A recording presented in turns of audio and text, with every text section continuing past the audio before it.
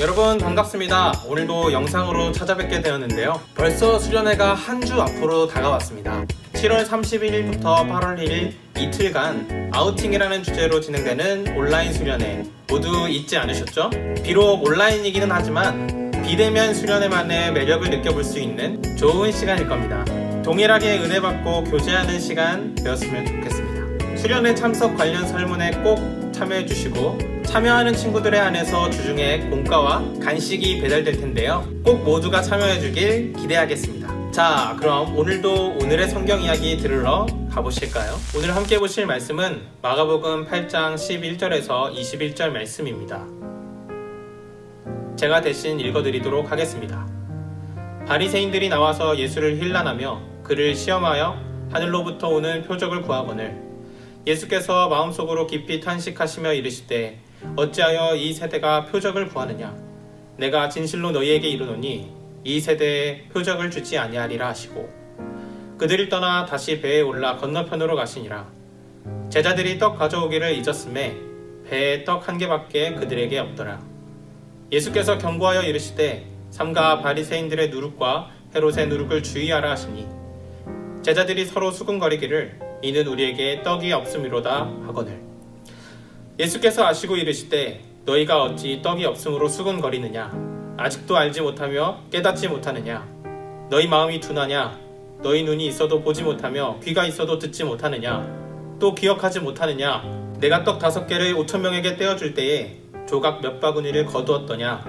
이르되 12ring이이다. 또 7개를 4,000명에게 떼어줄 때에 조각이 몇 광주리를 거두었더냐? 이르되 7이니이다. 이르시되 아직도 깨닫지 못하느냐 하시니라. 아멘. 여러분들은 그라데이션 분노라는 말을 들어본 적이 있으신가요? 말 그대로 분노 게이지가 점점 올라가면서 역정을 낼 때 그라데이션 분노라고 하는데요. 저는 이 말을 들으면서 예전 예능에서 송은이 씨가 보여준 그라데이션 분노가 생각나곤 합니다. 이런 분노는 옆에서 보면 조금 당혹스러울 수 있지만 분노가 터져나오는 당사자에게 있어선 늘 납득할 만한 이유가 있기 마련인 것 같습니다. 오늘 성경에서는 예수님의 그라데이션 분노를 보게 되는데요. 분노라고 표기하기에는 예수님의 심성이 부정적으로 묘사될 수 있어서 조금 조심스럽기는 하지만 실제로 본문을 통해서 우리는 예수님께서 침통한 마음을 토로하시는 것을 보게 됩니다. 오늘 소개드릴 사건은 2가지 사건인데요. 예수님의 분노를 유발한 사건은 무슨 사건이었는지 함께 살펴보기 원합니다. 지난주 우리는 이방인들에게도 동일한 마음을 품고 예수님께서 4,000명이나 되는 무리를 먹이셨던 이야기를 살펴봤습니다. 그 이야기 이후에 예수님께서는 달마두다 지방에 가시게 되는데요. 예수님은 그곳에서 예수님을 비난하기 위해 찾아온 바리새인 무리들을 만나게 됩니다. 예수님을 찾아온 바리새인들은 예수님을 힐난하면서 시험하기 시작하는데요. 여기서 시험이란 어떤 것을 검증하기 위함이기보다는 상대를 깎아내리고 방해하는 걸림돌과 같은 의미로 사용됩니다.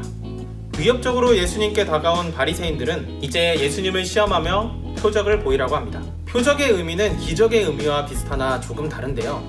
기적은 우리가 잘 알다시피 상식적으로 잘 이해되지 않는 놀라운 일들을 말하지만 표적은 같은 기적이지만 하나님의 아들로서 증명되는 증거가 되는 기적을 말합니다.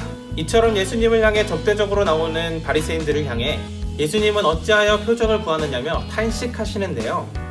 이때 탄식이라는 말은 예수님께서 이제는 정말 체념하셨음을 나타낸다고 합니다. 이 말만 보더라도 당시 바리새인들은 얼마나 최악이었으며 밑바닥까지 내려갔는지를 알게 됩니다. 바리새인들이 표적을 구하는 것에 대해 예수님은 왜 체념하셨을까요? 이는 바리새인들의 의도를 보면 조금 이해되는데요. 표적이 필요하다는 것은 곧 상대를 믿지 못함을 의미합니다. 누군가를 믿는다면 어떠한 검증은 사실 필요치 않는 거죠. 믿지 못하는 바리새인들에게 넌덜머리가 난 예수님은 그들에게 결코 표적을 보이지 않겠다는 결연한 마음을 표현하십니다. 아직까지는 예수님의 그라데이션 분노가 나타나지는 않는데요. 이어지는 2번째 사건에서 예수님을 진정으로 분노케 하는 분노 유발 사건이 등장하게 됩니다. 예수님께서는 적대시하는 바리새인들을 떠나 이제 배에 올라 건너편으로 건너가시게 되는데요. 마침 그때 제자들에게는 떡을 다 두고 와서 먹을 떡이 하나밖에 남지 않았다고 합니다. 그런 상황 속에서 예수님께서는 제자들에게 누룩을 조심하라고 경고하시는데요. 그 말을 듣고서도 제자들은 없는 떡, 없는 식량에 대한 걱정으로 마음을 빼앗기게 됩니다. 떡이 없어서 수군거리는 제자들. 예수님은 결국 참아왔던 분노가 터지게 되는데요. 물론 이때에도 인간적인 마음으로 인한 노여움이 아닌 제자들을 향한 안타까운 마음으로 그들을 질책하고 항의하십니다. 너희는 아직도 알지 못하느냐? 여전히 깨닫지 못하느냐? 너희 마음은 굳었느냐? 너희는 볼 수 없느냐? 알아들을 수 없느냐? 기억하지 못하느냐? 너희는 아직도 깨닫지 못하느냐? 순식간에 7가지 빗발치는 질문들이 제자들에게 꽂히게 되는데요. 예수님의 마음이 왜 이리 또 답답함으로 가득했을까요? 그 이유는 제자들의 태도가 바리새인과 별반 다르지 않았기 때문입니다. 예수님의 새로운 공동체인 제자들이 좀 전에 살펴본 바리새인들과 마찬가지로 믿지 못하는 마음에 머물고 있었기에 예수님은 답답하실 수밖에 없었던 거죠. 예수님께서 경고하신 누룩은 바리새인과 헤롯 안디바의 불신앙을 말합니다. 제자들이 불신앙에 빠지지 않도록 경고하시자마자 제자들은 생명의 떡이신 예수님을 곁에 두고도 자신들이 먹을 음식을 두고 걱정하는 태도를 보였던 것입니다. 바로 전 4,000명을 먹이신 예수님을 직접 눈으로 보고도 그들은 여전히 예수님을 신뢰하지 못합니다. 그런 그들을 향해 답답해하시는 예수님을 우리는 보게 되는데요.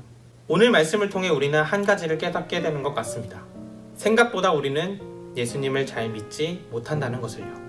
믿는다는 것은 사실 이해의 문제이기보다는 마음의 문제인 것 같습니다. 오늘 예수님은 제자들을 질책하시면서 마음이 둔하다고 하시는데요. 신앙생활을 하면 할수록 예수님을 이해하는 지식은 쌓여가지만 예수님을 인정하는 마음은 점점 둔해지는 것만 같습니다. 잘 안다고 예수님에 대한 지식이 많아졌다고 해서 우리의 믿음이 더 커졌다고 할 수는 없습니다. 믿음은 하나님께 우리의 모든 것을 맡기고 나의 정서뿐만 아니라 실제적인 삶까지도 예수님께서 온전히 회복하실 수 있다고 인정할 때에 그때 비로소 자라게 됩니다.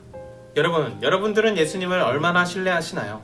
어느 순간부터 그저 내 심리적인 불안만을 재워주면 그만이라고 그렇게 예수님을 대하고 있지는 않으셨나요? 예수님은 그저 심리치료사가 아닙니다. 이제 우리가 꽤 오래전부터 우리가 놓치고 있었던 그 자리로 돌아가길 원합니다. 살아계신 예수님을 인정하고 오늘도 그 예수님께서 우리와 함께 하시며 쉬지 않고 일하신다는 확신, 그분과의 친밀한 대화가 회복되는 저와 우리 동산 중등부가 되길 원합니다. 함께 기도하겠습니다. 하나님 아버지, 오늘도 말씀을 통해 예수님의 살아계심을 깨닫게 하시니 감사합니다. 머리로는 믿는다 하지만 삶의 한 구석에서조차도 예수님을 의지하지 못하는 우리를 돌아봅니다.